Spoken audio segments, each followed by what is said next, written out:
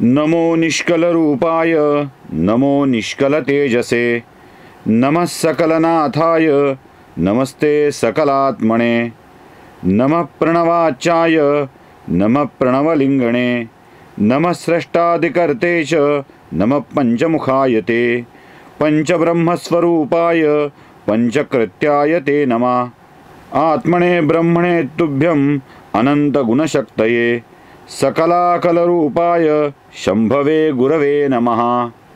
नमः पार्वतीपते हर हर महादेव। सप्तद्वीपा असलेल्या पृथ्वीची प्रदक्षिणा करून गणेश परत आलाय। पार्वतीने विचारलं होतं, अरे याचा उल्लेख शिवपुराणात आहे, सप्तद्वीपा पृथ्वीची प्रदक्षिणा केली आहेस का? सप्तद्वीपा, द्वीप काय आहे?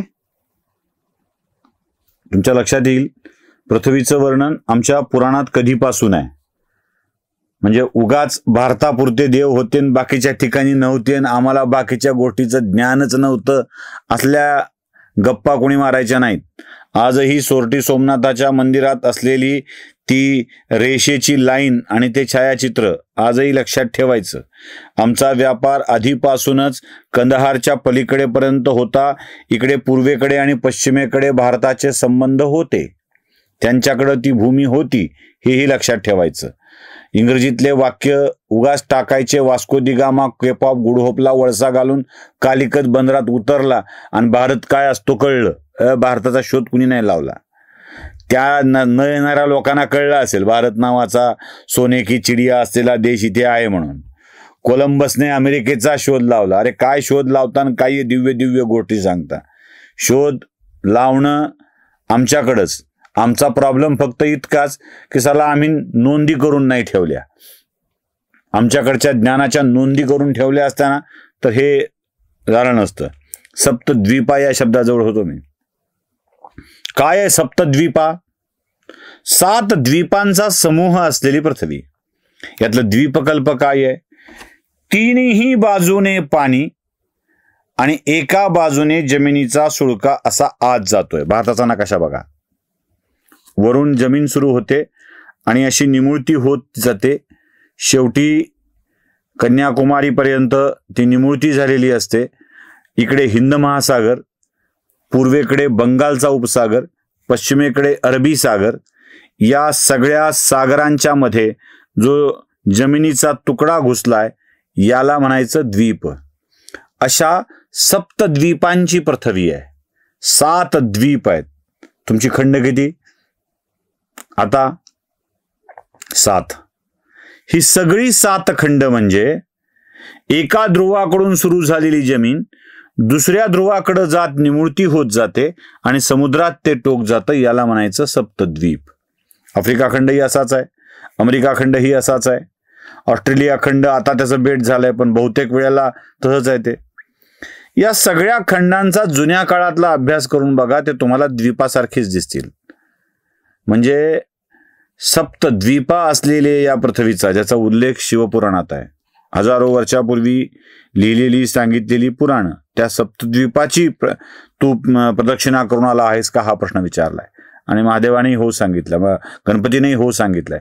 महादेवानी त्याला होकार दिलेला आहे आणि या होकारानंतर गणेशाचा विवाह करण्याचं निश्चित केलंय. गणपतीचा विवाह 2 स्त्रियांसोबत आहे. 2. आता या विवाहाला कसं घ्यायचं तुम्ही ठरवा. कारण गणेशाच्या पत्नी आणि गणेशाचे पुत्र यांची नावच फार भन्नाट आहेत.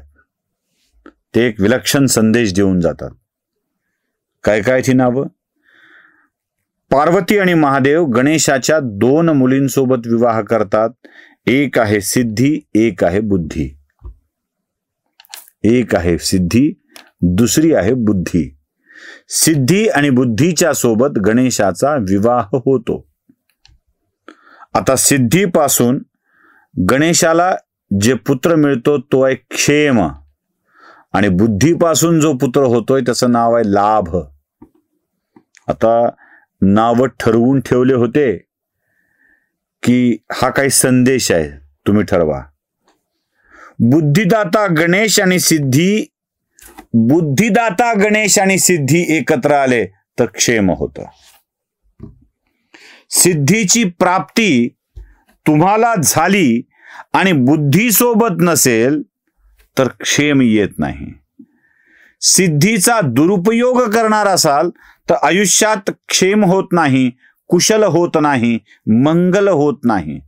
त्यामुळं बुद्धिदाता गणेश आणि सिद्धी या दोन्हीच्या संगमातून जे मिळतं ते आयुष्याचं क्षेम कुशल असतं. बुद्धिदाता गणेश आणि बुद्धी या दोघांच्या संबंधातून जो पुत्र जन्माला येतो तो आहे लाभ. शुभ, क्षेम, लाभ. शुभ, लाभ हे गणेशाचे पुत्र आहेत. सिद्धी, बुद्धी गणेशाच्या पत्नी आहेत. लाभ आणि क्षेम हे गणेशाचे सिद्धी बुद्धी सहितचे पुत्र आहेत. कसं ते आता आपण ठरवायचंय. आपल्याला काय करायचंय ते. कुठे संगम झाला पाहिजे हे कळलं पाहिजे. उगाच त्या महाबळेश्वरच्या तळ्यात जायचं, एका झाडावर उभा टाकून बोल राधा बोल संगम होगा की नाही असं विचारायचं. आणि त्या ना ती राधा असते ना आपण कृष्ण असतो कदंबाच्या झाडावर चढलेले.